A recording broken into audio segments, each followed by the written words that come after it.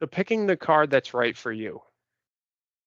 I've segmented credit cards into, let's say 3 main categories.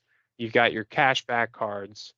Those are cards that, you know, they have enhanced bonus points, meaning depending on what you buy, you could receive 2 times, 3 times, even more, 5 times the points.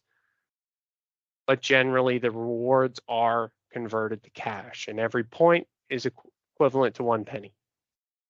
With your travel rewards, your enhanced spending items are going to be anything travel related, and the enhancements are even greater if the travel related cost is incurred through that company site. So if I'm going on a trip and I have a Chase card and I book that flight or my flight through Chase's travel program, then I'll likely get somewhere between 5 and 10 times the points just by booking it through Chase. Same with, Capital One. They want you to book the trip through their travel program, and they'll provide you with enhanced points to do so. On the other end, when you're redeeming points, if I redeem points from a travel card and redeem it as cash, same goes. 1 point equals 1 penny. But if I redeem for airfare or a hotel, 1 point may be 1.5 pennies. So you get a 50% enhancement. Some cases it's a 25% enhancement depending on the card. So your, higher cost cards, the cards that are, $250 to $500 a year annual fee, may come with that 50% enhancement versus the lower cost cards, lower cost travel cards, the ones that are around $95 to $100 a year, they're going to give you that 25% enhancement. And then you also have the low interest credit cards. Those cards are typically ones that you can, transfer a large balance to or consolidate multiple cards to, and you'll pay 0% over a fixed period of time. Or you can purchase something with that card and stretch that payment out over a fixed period of time at 0%. So those are cards that really typically don't have a rewards or a points-based structure. They're geared specifically for low interest. And to that point, the cards that do have rewards and the ones that have the even, more lucrative rewards programs tend to have higher interest rates. So it's even more important to make sure that they're paid off on a monthly basis. Here I'm focusing on cards that don't have an annual fee. And again, the cards that don't have an annual fee doesn't make them bad cards at all. I think everyone should have a card like this that's good for everyday use. It does provide some flexibility based on, different items that you purchase. You don't want a card that really only gives you, enhanced points for one specific item. Like a store-specific card, which I'll focus on later. That store-specific card is only beneficial for buying something from that store or that retailer. But Chase Freedom, Discover, it's actually called the Discover It card, and the Capital One Saver card, all have sort of a different array of enhanced points programs. You see 5%, 3%, 1%. The 1% would be on everyday purchases that don't fall into any one of the other buckets. All 3 of these cards, actually the Chase Freedom, the Capital One Saver, they have a $200 bonus after you spend a certain amount within the first 3 months. The reason why I like Discover, and I can say it even though I don't technically have a Discover card, it was new to me, but their bonus program is that they will match your points that accrue over the first 12 months. So the $200 bonus between Chase Freedom and the Capital One, let's say that equates to 20,000 points. If you're going to accrue over 20,000 points within a 12-month period, then Discover might be a good good option to explore. But I can say from experience that I have the Chase Freedom. I don't believe it's the Freedom Flex, but very similar program. It's a good card. I have also a travel card for travel related purposes. Here's the Discover, no annual fee, 5% cash back on certain items, Amazon, grocery stores, restaurants, gas stations, all things that are, a big part of what people spend their everyday money on. And again, unlimited cash back match within the first 12 months. They're going to look at all the points you accrue. They're going to double it. Here are your mid-range travel cards. Typically, when you see a travel card, there's also dining or food-related expenses kind of come hand in hand. So anything where you eat out a lot or you go to a lot of restaurants, you'll also benefit from a travel card. And here I have the Capital One Venture, Chase Sapphire Preferred, City Premier card. They all have very good bonus programs, so sign-up bonuses. They also have very good enhanced rewards programs. They all come with a $95 annual fee. However, and I may have touched on this earlier, that annual fee can typically be, recouped by understanding some of the underlying benefits provided. I think the Chase, the Venture, very likely the City, I can't say for sure, they offer, the free annual TSA pre-screening, cost, which can be anywhere from $75 to $100. They offer, I know Chase and Capital One offer a free travel voucher. They'll recoup travel-related expenses like baggage fees or seat upgrades to the tune of $100 per year, which again recovers that $95 annual fee. The two I focused on here, again, these two cards have a $60,000 point bonus out of the gates, $4,000 spent within the first 3 months, equates to about a $600, $600 in your pocket. Or in the case of using the points for travel-related purposes, the Chase Sapphire, you actually would receive about $750. Now, here are a few cards that come up pretty high across the board regarding of what site you're looking on or who you're paying attention to. These are the cards with the higher annual fee. The Capital One Venture X, almost $400. Chase Sapphire Reserve, $550. American Express Gold, $250. You can see the enhanced points, that are available on these cards. American Express being a little bit lower than these other two, but kind of provide a little bit more flexibility in areas where people spend more, like supermarkets, flights booked directly through American Express, restaurants. But I tend to, and I can say from experience, Chase, very good program. There's a lot of underlying ancillary benefits for owning the Chase Sapphire Reserve, such as rental car coverage. So there's no need to get extended coverage when you have a rental car. You get trip insurance. So if your trip is canceled or you need to cancel your trip for any reason, or underlying circumstance, you're fully reimbursed.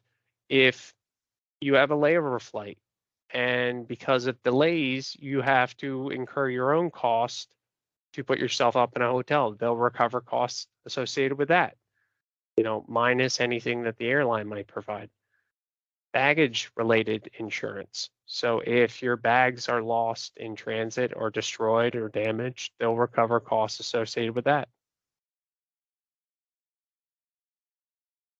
Again, I focused here on the Sapphire Reserve, another 60,000 points, which because of the higher cost card, you're going to get that 50% enhancement opposed to the 25%. So you can see here, if it's used for travel related purposes, that's a $900 value. You're going to get 3 times points on travel, dining. Whenever you use the points for travel related purposes, you get a 50% enhancement. You have no foreign transaction fees, trip delay reimbursement, like I mentioned. I could go on, but understanding the underlying benefits are important. I included the American Express here because of some of these, they go about it in a little bit of a different way to provide you with ways to recover the cost associated with the annual fee. Not a lot of people take advantage of these underlying benefits, like $120 a year Uber Cash to dine and ride. So $10 a month you can use to order food out. I think they look at it as a benefit. Uber looks at it as a benefit because typically people are going to spend more if they're going to order through Uber Eats. You also have a $120 dining credit at these 6 establishments, $10 a month. College students. To talk about cards that are geared specific to college students, that Capital One Saver card, which I mentioned earlier with the flexible spending categories. I think this is a very good card that's designed more for entry level. So this is a great card to look into, along with the Discover It. The Discover It is I had referenced some of the benefits associated with that, but these are 2 cards that are, very much entry level. And I think with any college student, you would want to set a credit limit. So work with them to establish a credit limit to make sure that they're not getting themselves into trouble. I didn't want to spend a lot of time focusing on airline specific cards because I do feel this is only specific to those that do travel on a regular basis. But if I live next to Philadelphia, American Airlines has a very big presence in the Philadelphia airport, but I travel maybe once a year, sometimes more. There's no reason for me to have an American Airlines card versus a more broad-based travel-related card. But if I am flying out, once a week, then I might look at using an American Airlines card because of all the perks associated with having that card through the airlines. So it really enhances your experience when flying. Retail specific credit cards, we've got, 3 mentioned here. I know there are more. I believe you'd put Walmart up here, but I mean, these are 3 that 2 out of the 3 I own. I don't necessarily use the Target card, but I know my wife does. And the Lowe's card I do own and I do use. So if these are retailers that you utilize, I mean, think of it as in all of these cases, it's a 5% discount on all items purchased through that retailer. That can be looked at as 5 points when used at that retail. With Lowe's, you also get 20% off when you open a new account. So typically, I mean, like most, I don't think I necessarily wanted another card in my wallet, but when you're purchasing a new refrigerator and you have a high cost associated with that 20% goes a long way. I would caution people that having a lot of retail specific credit cards, they are more susceptible to identity theft.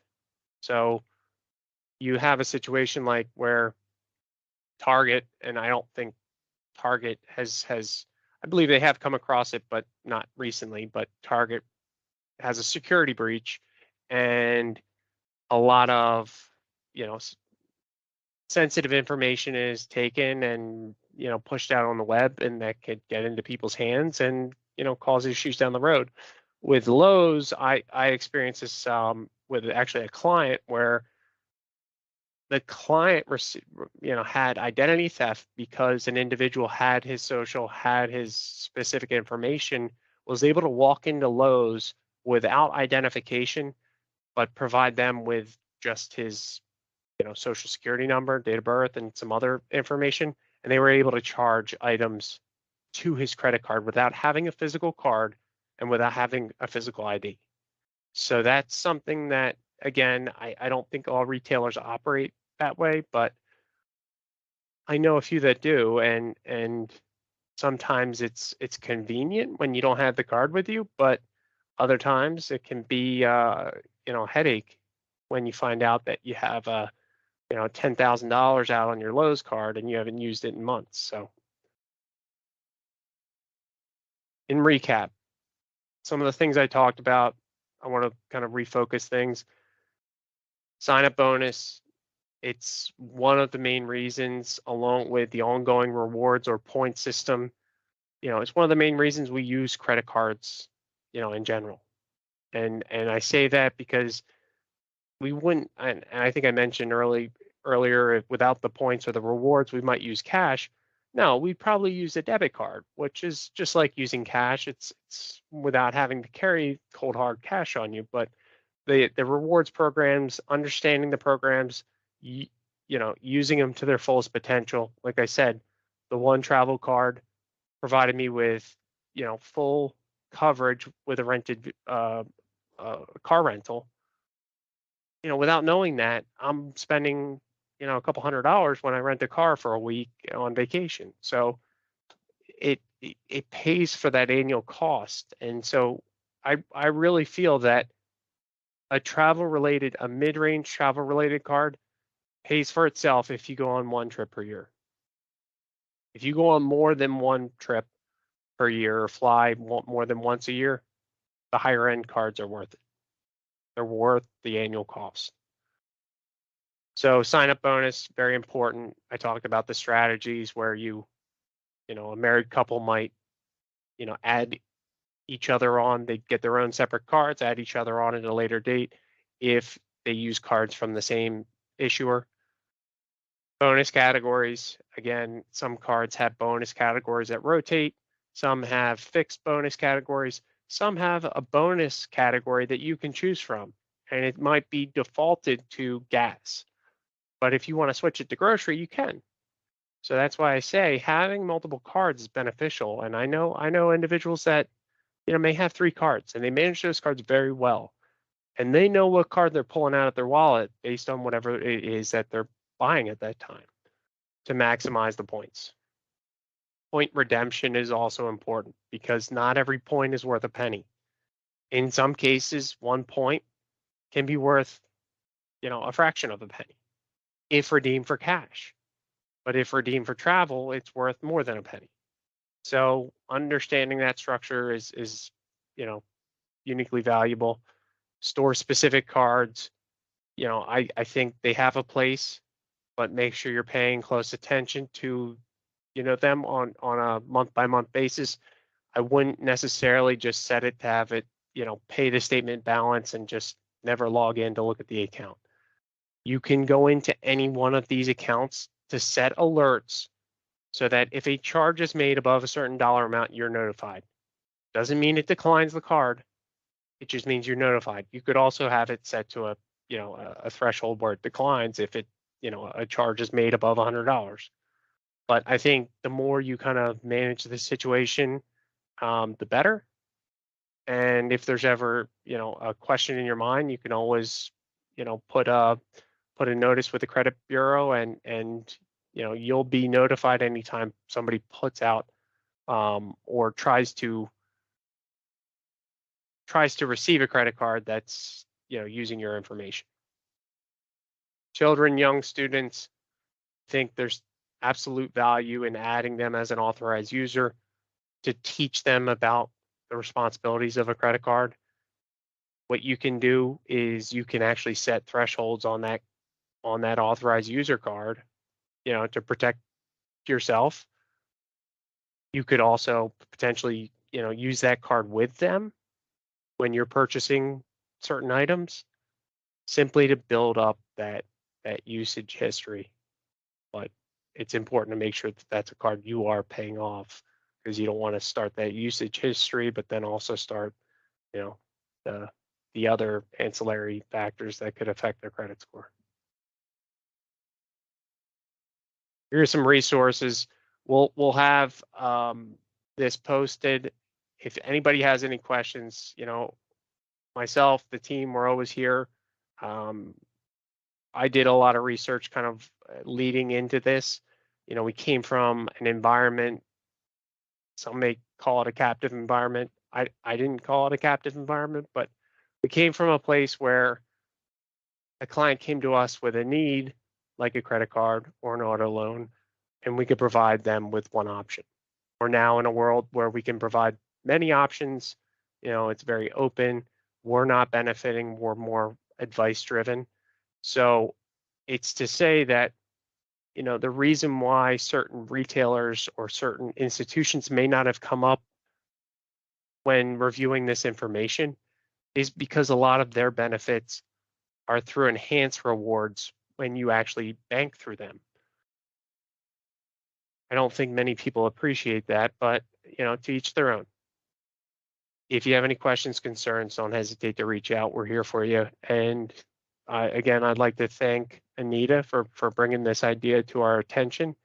This was an idea that a client brought to us, and we're always happy to, to post content on it. So thank you.